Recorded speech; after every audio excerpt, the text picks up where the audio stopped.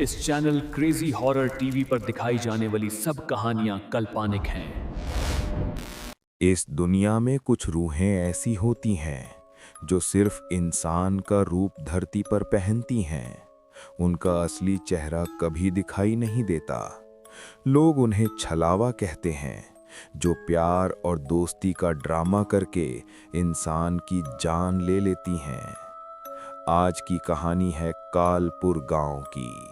एक ऐसा गांव जहां हर साल कोई न कोई रात में गायब हो जाता था और सुबह सिर्फ एक चीज मिलती थी, उसकी चप्पल और एक अजीब सी हंसी जो हवा में गूंजती रहती थी। मैं राजू हूँ और मैं कालपुर गांव में रहता हूँ। यहाँ लोग बहुत अजीब हैं। रात के बाद कोई भी घर से बाहर नहीं निकलता। सब लोग एक ही बात बोलते हैं, रात में जो दिखे उससे बात मत करना, चाहे वो तुम्हारी माँ ही क्यों ना लगे। पर मैं मानता नहीं हूँ। मुझे लगता है ये सिर्फ डर की कहानी है। बेटा राजू, ये कहानी नहीं है। मैंने अपनी आंखों से देखा है। एक औरत आई थी, बहुत सुंदर, पर उसके पैर उल्टे थे और जो उसके पीछे गया वो कभी वापस नहीं आया। राजू ने दादा की बात को मजाक में उड़ा दिया। उसे नहीं पता था कि आज रात उसकी जिंदगी का सबसे भयानक रात होने वाली थी। राजू, सुन, आज अमावस्या है। कोई भी आवाज आए दरवाजा मत खोलना। चाहे कोई तुम्हारा नाम ले, चाहे कोई रोए, चाहे कोई तुम्हारी आवाज में बोले, बस चुपचाप सो जाना।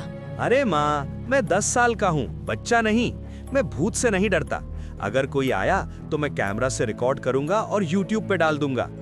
राजू नहीं जानता था कि जो आज रात उसके कैमरा में रिकॉर्ड होने वाला था, वो उसकी जिंदगी का सबसे बड़ा नाइटमेयर बनने वाला था। राजू बेटा, दरवाजा खोल। मैं तुम्हारी माँ हूँ। मैं भूल गई हूँ चाबी। बेटा प्लीज दरवाजा खोल दो।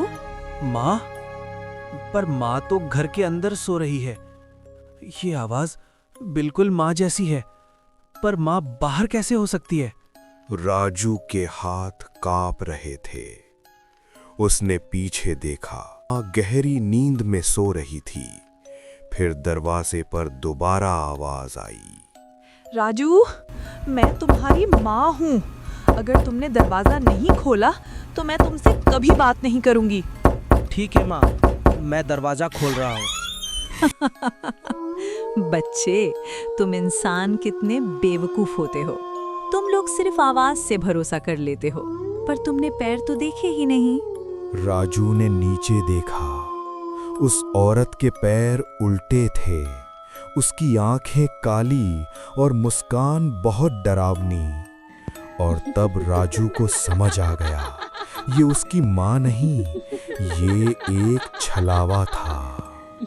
पर अब बहुत देर हो चुकी थी। दरवाजा खुल चुका था और छलावा उसके घर के अंदर आ चुकी थी।